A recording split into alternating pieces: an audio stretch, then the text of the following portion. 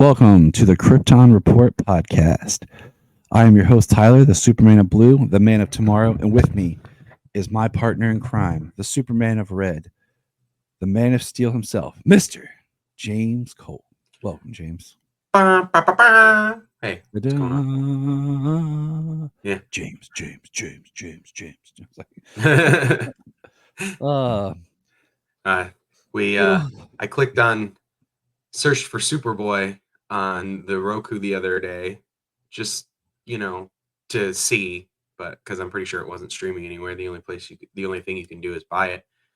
But then it said that George Reeves was was on there, and I clicked on it, and it didn't go to George Reeves. It took me to Fleischer. All right. And I was like, well, doesn't know what it has. Okay. I've always had good luck and everything with it, but just in this particular instance, searching for Superboy, and I was scrolling through all the super stuff that was there, and George Reeves was there, and I was like, yeah, sure, why not? I'll throw that on for a minute, watch an episode of this or whatever, and then I'll throw in the DVD of Superboy, and then I'll watch that. And I turned it on, and it was Fleischer. All right, well, I'll watch the Bulleteer, and then I'll put on Superboy. You know what? It just bums me out that we are at a time where we just don't have it was on Tubi and it's gone, and DC Universe, and I miss DC Universe. I really do. Like, I miss just turning on an app that had all my DC content, because we know, like, it there for a while it was all on Max, but then over time Max has been selling stuff off, so now it's back to where stuff is all over the place. And they don't have all of that stuff that was there. They had almost everything there. They had unaired pilots. They had old shows, 70s shows, they had movies, TV, game. Like, there was so much available, concentrated on DC, and so much of that is missing from Max. Yeah, I miss They don't even it. have Swamp Thing over there. Yeah, Swamp Thing is on Tubi right now, isn't it? I believe so. Yeah. And I'm just like, it's very frustrating, because that was the whole, like, selling point, was like an excitement of being like, oh, all of our stuff in one place together. And now it's not. And I mean, it was cool to sit back and go panel by panel most of the time. On a comic, most on a of TV. your comics on your TV, you could just sit back and go panel by panel. But when they had those long ones that went up like the whole side of the page, then it was just like this one streak down the middle of your screen, and you couldn't read it. It's frustrating. Just because that one panel. That happens on your phone or your tablet too, and then you have to like zoom into the words and stuff. But it's just, I don't know. I miss that. Like, just because I also, like, do you remember when DC Universe had, like, they did specials where they did like little documentaries? They did one for Aquaman, they did one for Shazam because of the movies, and, like, I don't know, it was really cool. Like, they were doing a lot of neat stuff, but it was like the early DC studios, almost. Yeah, And I wish they would bring something back. I wish they'd bring some of that stuff back, and even if you do, put it on Max and make it, or something, like, I don't know. You just, I mean, I'm happy with I'm usually pretty happy with the DC Universe app as it is, as the comic reader. And then Max is still producing a lot of DC content over there. And you got the DC studios going. It's officially begun. And I'm about to say, speaking of which, good segue, James. Good job. We have December 5th premiere as the premiere date for Creature Commandos. Yay! And I think this spooky season that we're in right now, I think I'm going to try to read some Creature Commandos or like Agents of Shade kind of thing. I think I'm gonna kind of read some of those comics. There is a comic, and I'm gonna try to reread For anyone, there is on the app. There's Frankenstein. I think it's called Superman Monster. It's basically like if Superman was the Frankenstein monster. I read it last year. Yeah. It's a really great read if you love those old classic characters. Uh, but I'm interested in the um, what do you call it? The creature community. I was just looking something up real hard to convert. As of this recording, the final season of season 1, which I project will probably end up being the only season of Kite Man, has dropped. So that series is completely now on Max. We're talking about Max Ooh, nice. content, I might have to and finish that. and then later this week we will get Penguin, and it's getting a lot of good reviews. And I'm excited for Penguin and just the growth of the Matt Reeves crime drama saga Batman universe. Yeah. My okay. Since we're gonna go into since you're gonna bring that up, going into that, have you seen the things that came out about this takes place a week after the first one, and then in the subsequent weeks, it starts like a week after the first, and then it's the subsequent weeks after that. But then it goes but then it leads into the Batman 2, Yep. which is supposed to take place like a week or whatever after the Penguin ends. So my question is, with the condensed timeline for the story and then the time it takes to create these projects and put them out, like, are these people going to be around? Are they going to be doing this? How long is this going to go? And is this going to be like a Dark Knight trilogy scenario where a little more expanded, but a Dark Knight trilogy scenario where we are on a condensed timeline where Batman does this thing and there's like a beginning, middle, and an end? I Or, wonder do you think, because are we gonna have that, or I've something I wondered was about thinking that about because of that condensed timeline? because Matt Reeves said he has a trilogy planned for the Batman. That's their goal, which is fine, which is great. And then I think, okay, like what you just said, it says this is the clip. The Batman takes place a week after the conclusion of the Penguin during the winter. So Penguin, if you think about it, the Batman starts on Halloween and goes to what, like November 2nd or something like that. Like it's only Yeah, it's a it's couple of only days. mhm, Um, so the Penguin is taking place. The series is like through November into December. So it's going to be like you said. Those says the Penguin story plays out over the next weeks that take you towards the end of the year. We don't play Christmas or New Year's, but we're getting there. Uh, so it takes us into the winter. The Batman 2 will take place in winter. And then what? Do you do a second season of the Penguin? Do you or do like you do somebody else who but a series right. focused on another villain? And my I mean, question with that is we already know that they wanted to do once again, we're going to do the Gotham Central type show that never gets off the ground for some reason. They talked about doing an Arkham Asylum show that never gets that off the ground. recently got canceled. So my thing would be do a mini series that's kind of a blend of those, but don't become like Gotham, you know. And we're going to be talking about Gotham later this month, but do a show that's kind of a mixture of the Arkham and the CD. Because if you're going to continue this story, but then let's say the Batman 2 ends, it's in winter, and it takes place over a couple of days or whatever.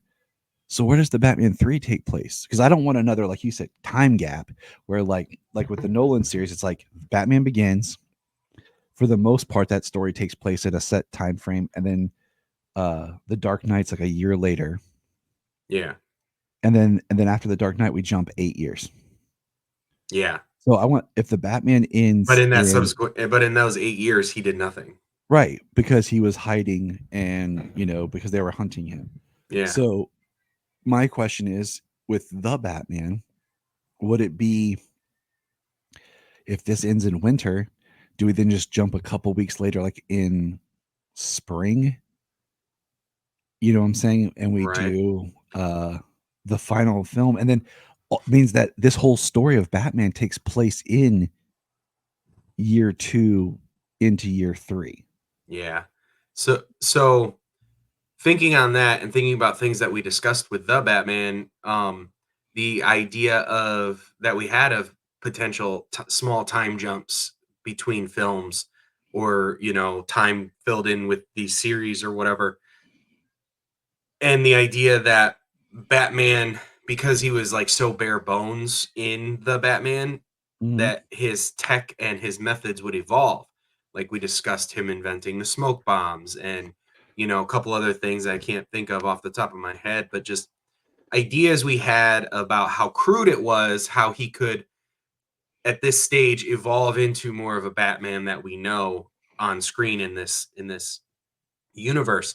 So are we not going to really get that because it's a so short amount of time, or is it just going to happen because it was like potential to Uh, build upon, and then it's just going to happen? Because that's how it was in the Batman, which I did love. Was they didn't feel the need to explain everything. If it was mhm. there because Batman needed to use it, it was there because that's what he used, and that was Yeah. it, and that's fine. I actually prefer that. Um, Also, do you think that as comic book fans, we look for like continuation of series? I mean, we get stories with beginning, middle, and end, but we also know that the character is returning. Whereas in the movies, there is a potential end to where these actors don't want to play this character anymore, things like that. So they want to give them a beginning, middle, and end to their on-screen stories. Do you think as comic book fans we're weary about how they're going to end a story, I would say um, yes, and I would look at it like this without too, because without them coming back again? I think you have 2 minds because with the combo, we like continual stories. I mean, that was we go back to the Nolan trilogy, like, people argued because that had a beginning, a middle, and end, and that was his Batman story. Like, "Oh, that's not what Batman would do," but in this context, yes. I say we I still look don't think the stopping for 8 years would be something that Batman would do, but but he but could cheat also but the if you go goal back, was to get rid of the crime, and that was what the Harvey Dent Act was for, and it did work. So, I mean, in the context of the because story, I suppose. The Nolan Batman was never the boy by the candlelight pledging to be a bat and rid Gotham of crime.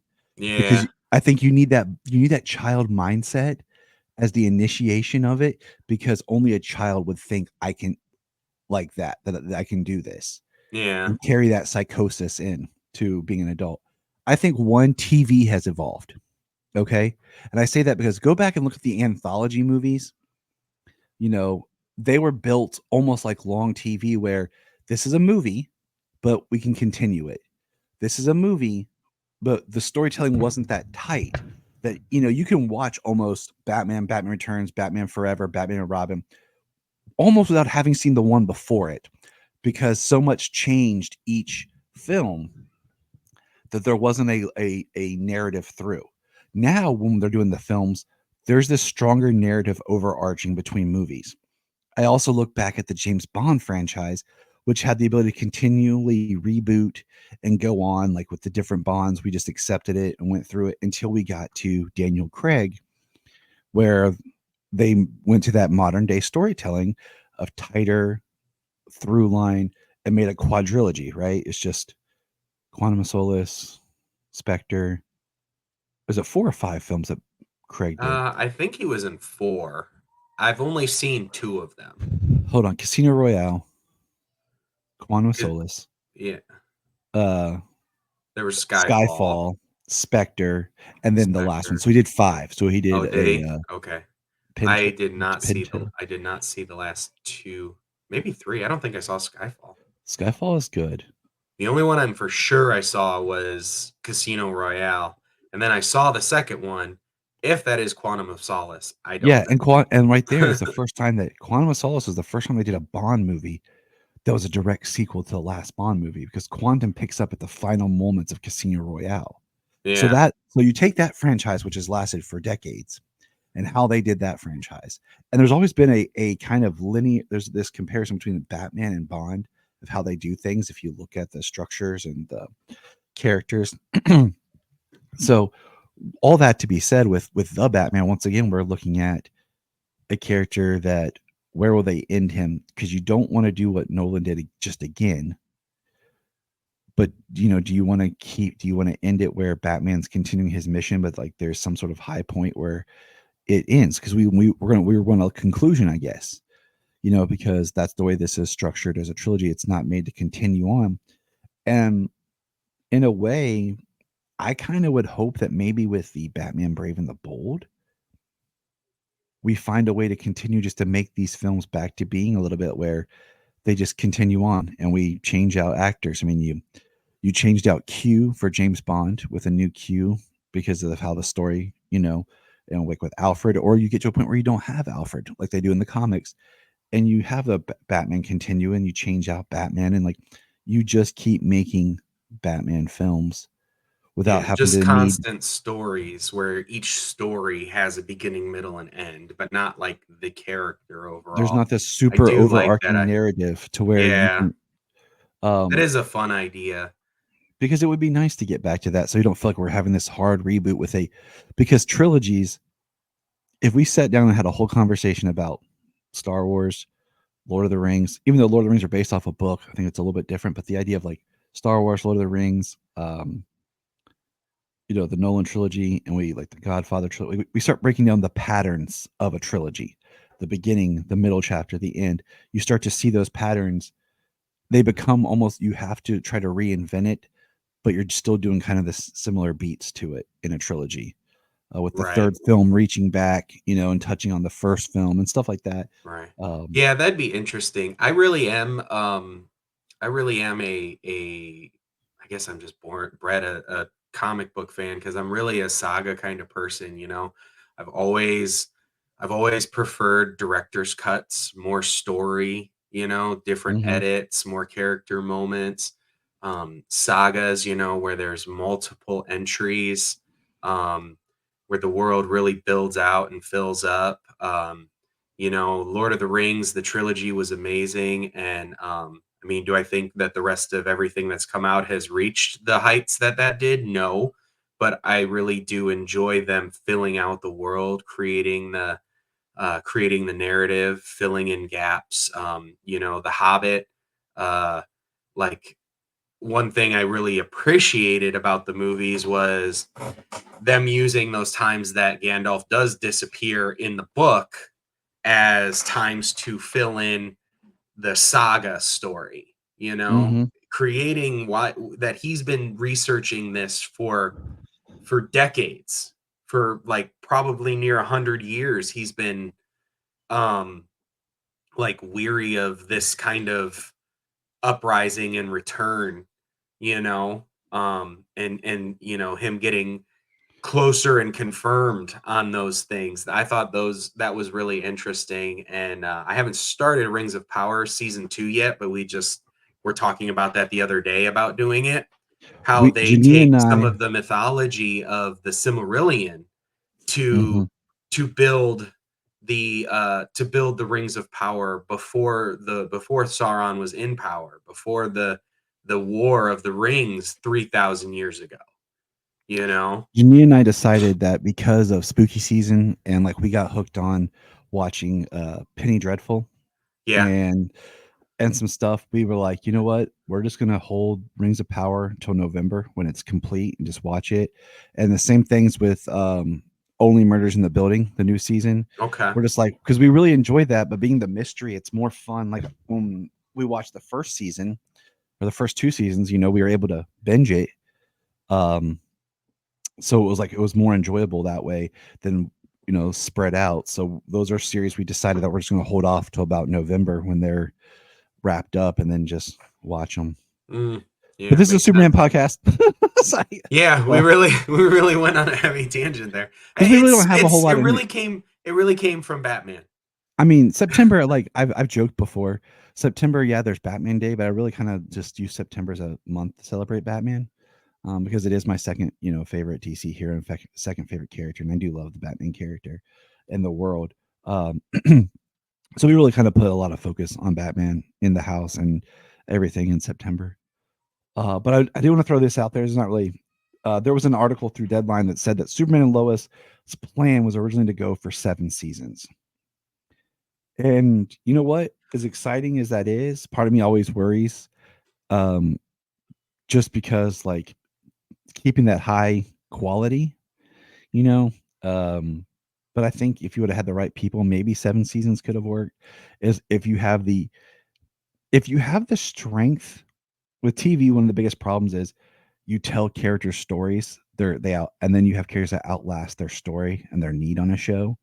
But you don't ever want to drop those characters and those actors, so they just keep them and trying to find something for them to do. And Yeah. that's really, I think, when the stories suffer.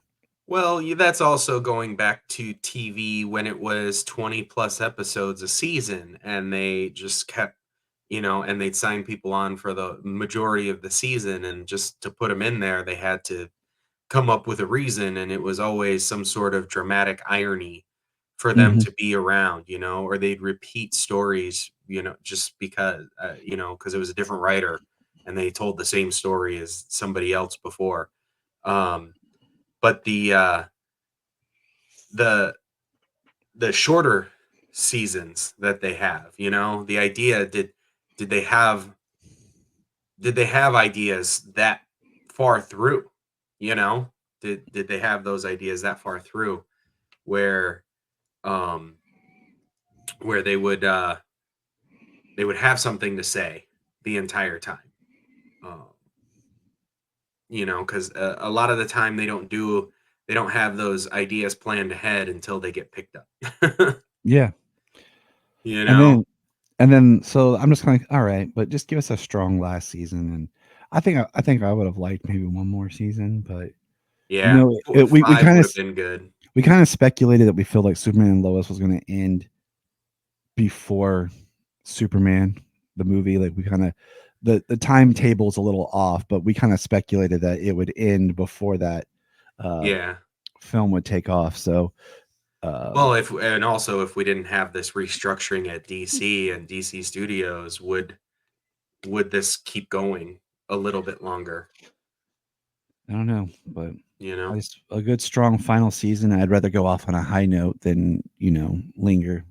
And then the last quick thing is just I've seen speculation. Superman homepage wrote a whole thing about their idea and context clues of maybe seeing a teaser trailer for Superman in December. And then others have speculated online that we might see it February 9th for the Super Bowl, much like we did with The Flash. So I just thought that was just kind of worth mentioning. I mean, I think they're both kind of sound theories um, of when we might see a teaser trailer for this film. Um, I definitely I definitely want to see a teaser, like about 6 months out, kind of thing, and then a full trailer. So like, give me a teaser like in December. Give me the first trailer like in February, March, and then don't over, you know, don't give me like 13 trailers and TV spots and everything that Yeah. reveals too much. They're gonna market the hell out of this movie, I kicking mean, it up. They're gonna market the hell out of this movie. I hope I just hope, well, the idea here is we certainly did not have the production that, our last tentpole film had. um, that super lengthy production and the idea of keep it in everybody's mind the entire time. So just keep giving them stuff over and over and over again. Um, I think that I think that some people might know that how quick the turnover is in theaters, mhm, that if you start hyping it too early, like I think the first time we see anything would probably be February, the Super Bowl, because that's 5 months.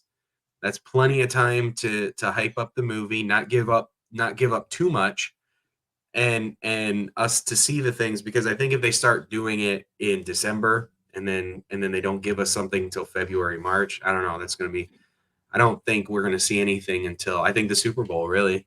see, and I'm kind of with you on that because I don't want them to oversell it. I don't want to, you know, too much, but I do want to see them put some their effort behind it. I just don't do screenings like they did with the Flash. Like they over marketed the Flash, Yeah. and they did all those free screenings for fans who were already going to come. Like you lost how much money you think on those screenings Yeah. Well, because people.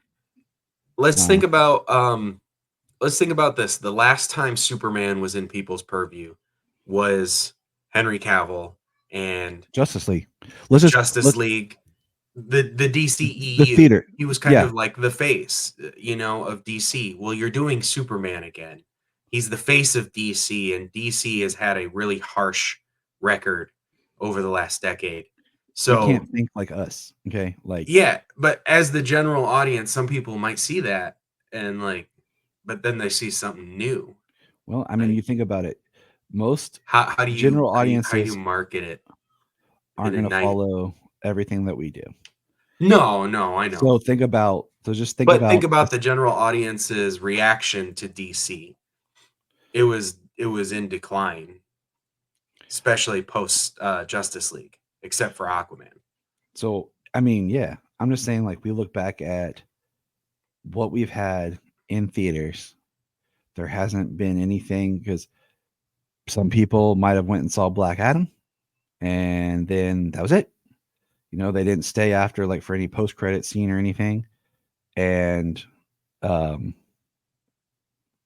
their relevance of Superman is, oh, that last Justice League film, because they didn't follow the news. They're not watching it on TV.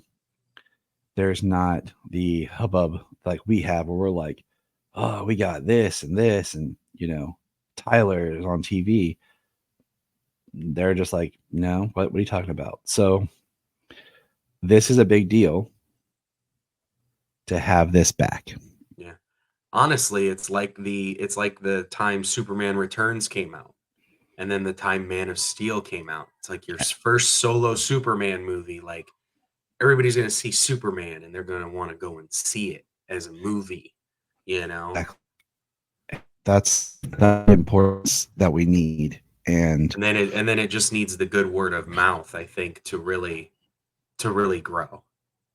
I think it would be neat if they like had like a fan screening, like an advanced fan screening, like maybe one night for certain fans in certain areas or something. And that be it, you know?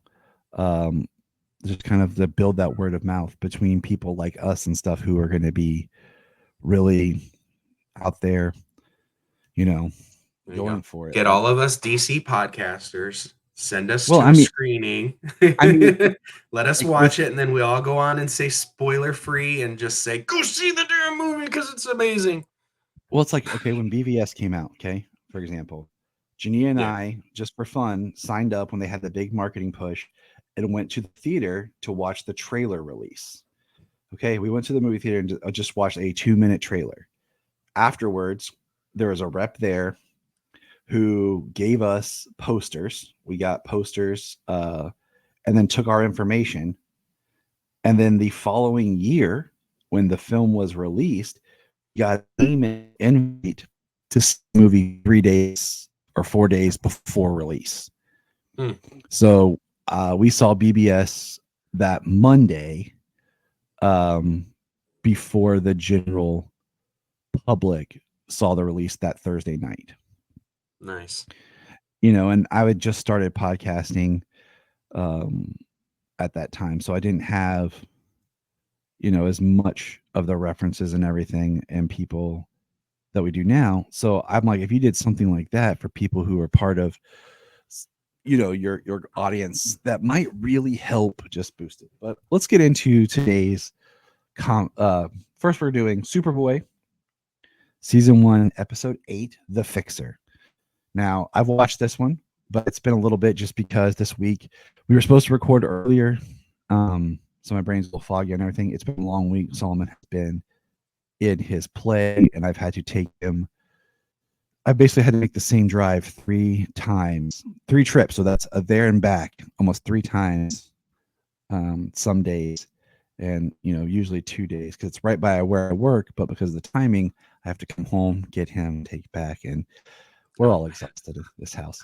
But Right. season 1, episode 8, Clark discovers that Luther is trying to fix some of the school's basketball games so that he makes a killing in betting. And the way he does is that he has a photo of the team star player in a compromising position that if it got out, it would ruin his career. All right. The Fixer, James, Did you think it was funny watching Superboy fly around a high school gym blowing his whistle? Yeah, absolutely. It was um, probably like, I was and like, then, man, this is just nothing else for Super. I mean, it feels almost like something crazy that the old Silver Age Superboy comics would pull, but in the context of this show, it's just kind of like, oh, that's rough. yeah, it was pretty hilarious him just coming in. I think it was funny Clark um, running the referee off, saying never ref any game anywhere ever again. And then he's like, yeah, sure, and just took off. Um, and then Superboy, yeah, uh, fair play and um, the compromising photo. Oh no, a college athlete was smoking. I thought it That's was hilarious. Um, now you have to make it like something horrible, like it would really be something where you'd have to go, oh my gosh, that's what are you doing to really like sell that same kind of theme of like compromising photo? Because like we yeah. need more because almost everything now we're just like, yeah, Like that's not compromising. A college athlete smoking a joint? No, no, that's not compromising in the least. That's expected. yeah, yeah. um, but Like oh he's I mean now it's like everything's but legal. it, what did you think about Lex's villainy in this episode being a fixer? You know, I mean making it people really throw games to win bets. it really like makes you question like this Lex, like where his origins come from, where his just in general, like this isn't the rich boy Lex. Our friend Anthony over at Digging for Kryptonite had a really good head canon of like the story of this Lex Luthor of where he came from because of just behaviors and stuff like this, where it's like you're fixing basketball games because why? Like, Yeah, you know, why? he's this is like your Zach Morris type Lex Luthor is really what this is. Yeah, Um, and I don't know, I just it doesn't feel like Lex, like even like oh college Lex. I mean, it is a very, very dramatically different yeah. Lex Luthor. I did think it was good, at least in the respect, like he tried to get this one guy to do it and he ultimately decided not to, but then he had somebody else on his payroll and then he had somebody else on his payroll. you know I mean, it is very Lex to have a backup to your backup, you know to Yes. have some different angles thought out. But yeah, that was, other than that, I mean, it wasn't a horrible episode. It was funny here and there. I do think it is funny that Superboy comes in to ref the game. You know, I think it was pretty hilarious. I got a good chuckle, but it was something I couldn't. I know that the character would do in some respect, but I couldn't take it seriously. Yeah. And I I think that's absolutely know that Superman or Superboy would, but I just couldn't take it seriously in Superboy. it's very hard. Like this episode's tough because it's so like low stakes and almost ridiculous now. Like I don't want to say dumb, but like this is almost lower than like plot wise than like a Saturday morning cartoon. Yeah, Like and it's not even like it's a like professional game or like there's something big behind it. It's just so uh it's just so low. I do like that the actor who played Coach. Did you recognize the actor who played the coach? the dad from Teen Wolf. Yep. Yeah, I was like that little it would have been awesome if he was Coach Scott. Oh crap, what was his name? And I'm mixing up Teen Wolf the movie and Teen Wolf the TV show because they changed the last name in the Howard. in the TV So show. it was Howard in Teen Wolf, and he's just listed as Coach. But like if it would have been Coach Howard in this, would have Oh been yeah, awesome. yeah, Like if because he was he his name was Howard. He was his dad. like But he's like yeah, yeah, my Coach son Howard. inspired me to be a basketball coach. Like that's all I Right. needed. That's all I needed. Be like continuity. What would have been funny is if Superboy was reffing the game and then the Teen Wolf showed up, started Yeah. dribbling the ball. And then I probably would lose my mind, like, because you know how much of a like Teen Wolf, like with Michael J. Fox, is like the closest to like a modern day kind of Wolfman type thing. And I probably would have lost my mind. Right. Like, And then what are the odds that back then in Superboy we would have a crossover of Superboy and Teen Wolf, and we've got Tyler Hoechlin from Teen Wolf who is our Superman. You know what I mean? Like, who'd have thought that was the crossover we were getting? uh, it would have been great. Yeah. But it's probably like the least. I mean, I'm looking at IMDb right now. Its ranking on IMDb is a 5.6, and I think it's probably one of the. I'm just flipping through the season at the moment. It's the lowest episode of the season. There's one that comes close. There's two that comes close. Yeah. Yeah. The oh wait. There's one episode 25 of this season. Uh ranks lower. And it would be probably a good, we might skip ahead and do that episode next month because it's kind of Halloweenish, but um Okay. yeah, succubus. I was gonna Let's say, see. how many episodes away? It's we're on episode 7. This is episode 25. Oh, gee, yeah, we'd have to jump ahead on that one. But I'm just saying, like, We won't get there. it doesn't matter. No, it doesn't. We don't have to do the exact production order. But all right. So, like, this is, like I said, Excuse me. this is exactly like the lowest one where you're just kind of like, okay. Right.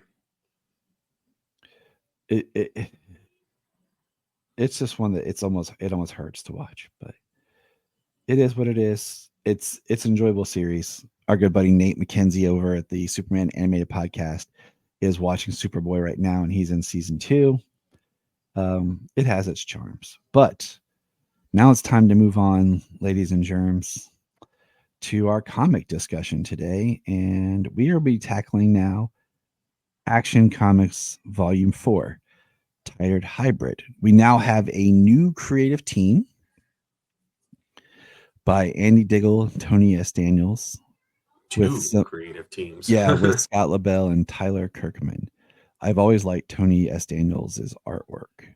I'm pulling this up on my computer. I had it on my iPad, but then Sayla took my iPad before we started recording, and I always have horrible luck with comics on my computer. Oh, lovely. Um, This is the worst time for her to steal it. but it's keeping her entertained. But the quick summary they have is: determined to turn the people of Metropolis against the Man of Steel and finally vanquish him from the Earth, Lex Luthor unleashes a virus of Metropolis capable of rewriting the DNA of those infected, including Superman. While Superman's immune system eventually fights off the infection, but not before a hybrid Superman is created through the virus' ability to rewrite DNA. This new hybrid Superman is the only being capable of defeating the true Superman, and Lex will come at nothing to see it accomplish its mission. Collects Action Comics 19 through 24 and stories from Young, Romance Cell, The New 52 #1, and Superman Annual #2. All right. And we're going to do, instead of just going like issue by issue like we had before, we're just going to talk in general. How did you feel about this, just overall, reading this? I thought I didn't think it was too bad. I enjoyed it. We finally got the story here of why Lex was in prison. Yes. We got to see Lex in prison pretty early on in the Superman book. But we didn't know why. Like, and it definitely feels like, and they did say it was in Action Comics. Just from the artwork and stuff, like the Lex appearance is definitely a departure from what we met. What do you call it? In Action, we also in learned Grant how Morrison's yes, run. we learned how Lois meets John Carroll. Apparently Lex decided to take care of his physical body after he met Superman. I am going to pull up real quick here.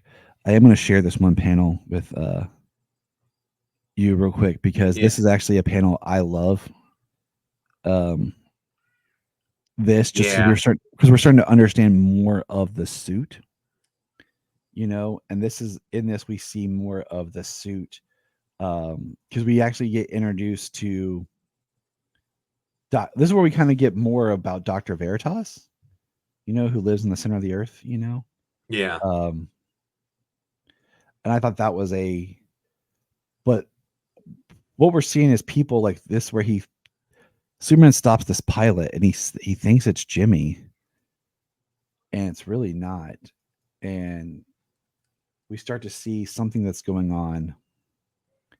And I feel this is where we're starting to get more of the menacing scientist Lex that we know compared to like Morrison's action Lex was definitely more of a throwback to um previous like Lex Luthor's, but we see that Superman starts like Lex has basically, as I'm trying to remember, because I read all this like 2 weeks ago for us to record, but then Yeah. we've had He to push this he off. he engineers a virus that's delivered with nanite probes with a kryptonite shell. So that way he can use this virus and the nanites to um rewrite Superman's DNA to kind of like control him. Mm-hmm. And yeah, and then it becomes this virus that replicates like it creates its own uh like body, and then it infects people. And the issue ends with Superman holding his hand as it's basically becoming its own thing. And then we learn, like I said, Dr. Veritas, and then once again, um, we see this one panel I'm gonna share because I think this is where we're learning about, like I said, this is really where I feel we learn the suit, because right here it Uh, said we see where she's giving him back his suit, and we see how it's just the shield that goes like on his chest and then it expands when it grows with the bio suit. And I think as much as I like that, I think it was a great way of like trying to explain how he can hide his suit under his clothes and everything is like, oh, it's, yeah. Otherwise, you have to have Clark Kent constantly in a trench coat because of his cape would be all baggy in his clothes and stuff. Like he'd look. it's always the cape and the boots are always the one for me. Like, how's he hiding that? Yeah. Even still, he'd be like, he's got a big old gold belt and red underwear if he stretched too far, and his Shirt shirt comes. came up. Means that everything he wears has to be like a couple sizes too big. Right. Ugh. So that mutates, like I said, and creates a new form that Clark has to battle. And it Dr. Veritas uses some red solar radiation to weaken Superman and the creature because it's part of his DNA too. and then it kind of backfires on Lex because Superman beats the virus, but the virus is spreading like to regular people. And we get in this book later, Lex pulls a usual Lex Luthor where he shows up to save the day in his own like Lex armor, trying to defeat Superman, saying that Superman's the threat for this virus. He even has a really cool like hard light kryptonite dagger that forms from his armor that he tries to stab Superman with. And it's through this that they're able to, with Lois and Jimmy's help, um, this is where we're able to prove what Lex did with the virus, like you said. And this is how he gets arrested, which, we were talking about when we were reading Superman. Um, where did Lex get arrested at? Like, where did that happen? So, Yeah, where did that happen? What did he do? Why is he and in we're such a massive prison? we're about to a point, and this is we've kind of done this structurally, where we're going to stop action, and what we're going to do is we're going to read Action and Superman in parallel. because the last 2 or 3 volumes of Action Superman, we're going to kind of read them in parallel, because what we've proven is that these you can't really read just one title in this, and Yeah. it's going Well, to with the get stories later on, we see bits that jump in with Psywar, yeah. you know, We've because learned with like this still Cywar. wouldn't because volume one of Action and volume one of Superman, they don't line up. They don't No, start lining up until you get to volume four. you have Cywar we running into with Hell on Earth, and then Doomed is really where, and we get the other titles that we're going to be exploring, which is the Superman and Wonder Woman title, and how that all, because the next part of this book is Superman and Wonder Woman on a date, and it is this kind of one-off issue where they fight the one of the Greek The gods sirens, and the sirens. Yeah, yeah, the and sirens control her cousin Eros. yep, and it's this short little story, and Superman and them have to battle it, and then, like we said, we get the uh, Atomic Knight, which plants into Cywar, and it's Hector Hammond reaching out to Clark, and this is where we're seeing the different art teams that are part of things, um, because the shift to Clark in this, pulling back here, is Scott LaBelle and artist Tyler Kirkman now, and you can see because they draw Clark a little less um, as rugged as before, and this is telling the story. Like the best part of this is when people are when Clark and Kat are showing up and they pull the iPad to try to take their names, and like, oh, we don't see you on here, and Clark uses his heat vision to basically destroy everyone's iPad. Yeah. Well, that was like they used that to the iPad to like get in. But it was they promised the any interviews and whatnot to like the Daily Planet, and Clark basically like scorched the iPads of every other journalist in the area, so that way they're the only ones able to actually receive the interview. Not sure how I feel about that, Clark, but you know what? I'll allow it because I do like the artwork later Laura when we is on see. one today. I know we see Clark battling in space because he's summoned by Hector Hammond, and like this story, like to me, in a lot of ways, as he's battling the Atomic Knights, I don't really care about it because I already have a sense of what's going to happen because I had already read Cywar, and it's just a fun action space adventure that leads Clark on a mission that brings him, he up against the what's his face Psycho Pirate with the Medusa mask, and that's why, like, we've said before how much the New 52 was written for trades, but I'm gonna kind of pull that back and think that that was written for certain characters because I know the Batman trade works really well. Like, and I mean, it even overlaps with Nightwing at times, like especially the first series. But Yeah, the first whole arc. yeah, like, but I'm I've read a lot, but yeah, these because now see that we're in War Part 2, and I it's like I appreciate these stories, but I'm like at the same time like, Yeah. oh, It was almost more written for the event trades, right. not the character trades, you And know? I'm finding reading it like this, I'm actually a little bit more upset because I was enjoying the beginning of this book when I felt like I was reading a story, but now I'm just getting a book or two to something else that I have to read that I've already read and we've already kind of talked about and speculated that I don't even care about this story Yeah. as much. I mean, we did have questions about like some of the gaps, the parts that we were not getting Mm-hmm. from the other Exactly. one, but it's not like but reading them apart, it is harder to fill in those gaps. The most interesting You part in this Cywar episode is, or in the where we're at, is where Clark is back on the farm with Lana, and he's having a memory, and he gets attacked by Kenny Braverman, you know, Andy Anthony Desiato's favorite Smallville character. And then we have the Kent show up, and basically John Kent.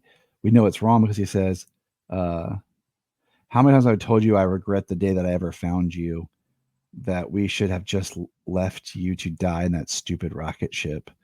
And you know, and we see like the snake imagery, and I really like the way the Medusa mask is done with a lot of the snake imagery and everything in this. And then it's like it keeps reverting back because then you see him being put in the rocket as a baby with a snake. And then we see Clark now, Superman, crying with the psychopirate over him with the Medusa mask. And then this is where Lois shows up as the blue energy Johnny Storm looking creature. Yeah. And it says for the full story, check out Superman Volume 4 War. And then we jump to the next chapter, which is the World of Krypton, Part 1. Which is funny because we read some Krypton stories in the other books, and they took place further ahead. So this is going back further into the past on Krypton. And I'm like, why is this just not collected as its own trade? And because then the next book is World of Krypton Part 4, Eradication. And I'm just kind of like, we've already done these stories and we've already speculated. And then it ends with, you know, the World of Krypton Part 5. And I found this, I was excited about this one being a new creative team and where we started out with the hybrid story. But that was, The World of Krypton has Part 1, Part 2, Part 3, Part 4, Part 5. yeah, but I mean, like in this trade, it's 1, 3, and 5. No, 2 is Dissension. So I think these were these must have been backups because they're only a few pages. yeah, but I mean, like, Because but in this trade, we don't get the full story. because Part 1 we get Discovery, Part 2 is Dissension, Part So 3 because I see, like, I'm looking through the trade right is here. Darkest Depths. Are you looking in the trade or the individual issues? The trade. Because I'm like, I got the trade pulled up and it's like, 4 is Eradication. are you seeing? Like, hold on. Part 5 is Fortitude. Let me see here. Okay, I see. Okay, I missed where. Yeah, they must have been. They're real quick, so I think they were backups, and they put it all together as one story in the end of the trade. Okay, well, I retract what I just said because I missed part of it. I was trying to think about when I was Yeah, because like reading it. I totally missed part 3. Like, I'm going through now looking for. Like the markers. Yeah, Yeah, the like I said, I think when I was reading it, I think maybe you did the same thing I was doing when I was reading it, was I where is was part thinking 3? about fitting it into the other stories from before, but Are we sure part this 3 is is the part whole of this? story. Yeah, because Oh, there it is. It's like the water one. he's underwater. So it starts with him underwater in part 1, 1 where 2. he's at, but then part 2 6. starts in the Yeah, um in the council there. chambers. Yep, there's 6 page backups. Yeah, Is and what it ends is. underwater, and part 3 starts underwater again. And it kind of goes back and forth until till the two sides collide. Which I like that in the trade. I'll take that back because that makes more sense. I apologize. But it just felt like I'm reading a trade of sporadic stories. And I can And see how if you were reading it over and over and over again, that once you hit this, it almost follows that same structure, but it is one story. what would you rate this trade overall? Um, I mean, the stories, so the Lex Luthor story I really enjoyed. I like that one the most. And then probably honestly the Krypton one at the end. Um, and then, the little bits of War. I mean, it was a good issue for the Mhm. War. going back through his memories. Hmm. But the Atomic Knights one, like you said, I mean, it was very high fantasy, high sci-fi. It was cool. The art was great in all of these issues. Um, I mean, like if I was to like rate it out of 10, I mean, as a whole thing, I mean, because of the lack of cohesion and just like a couple of random parts of some stories, I would say that the trade itself is like a 7. I enjoyed everything here, but it wasn't complete. Yeah. Now, I will let the listeners know that our next review, when we do the next volume, we're doing volume 5, which is What Lies Beneath. And then we're going to skip volume 6 because volume 6 is the action tie ins to Doomed, which we covered when we talked about Doomed as a giant collective. And then 7, 8, 9 is when we're going to start to get back on track um,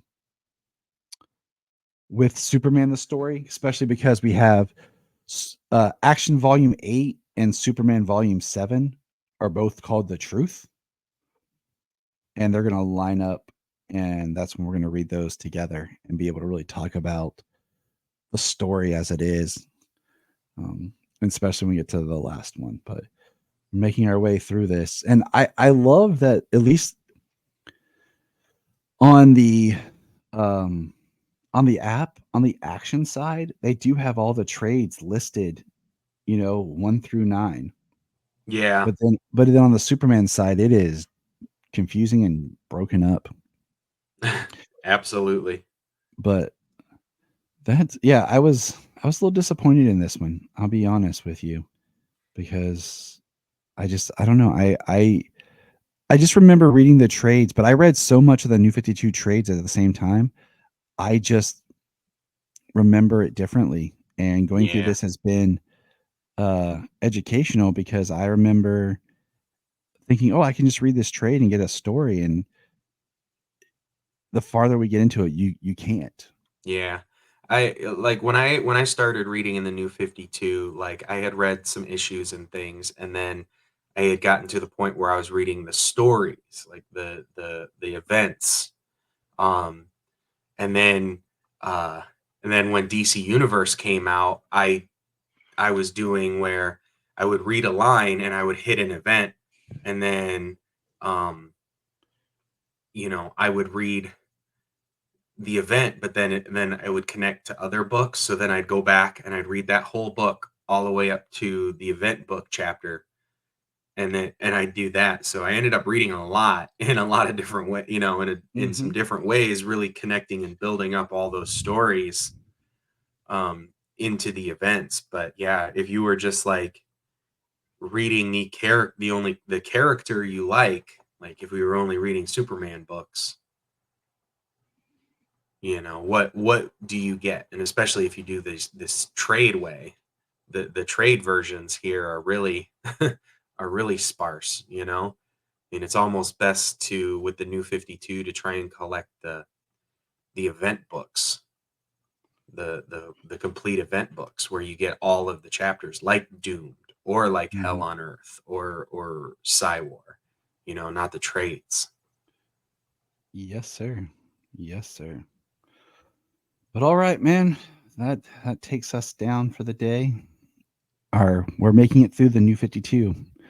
Why? Because no one else is doing it, and we are talking about just the arc of how comic structure is and how tie-ins and crossovers can be positive, but the same thing can really be detrimental to when you're just trying to read a story. And this is why I think that Elseworlds and spin-off and miniseries work so much better because going into ongoing storytelling, it gets tough.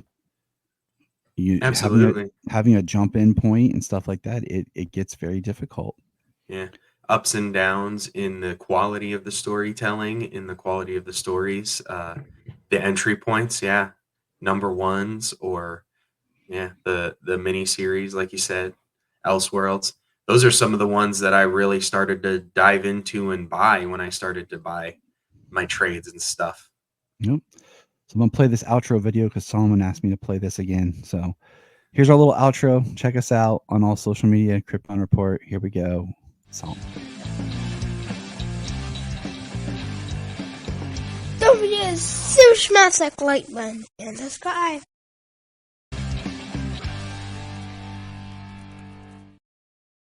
I love it just because he's so young in that video. Yeah, Like right. that little clip. Find us on all major social platforms.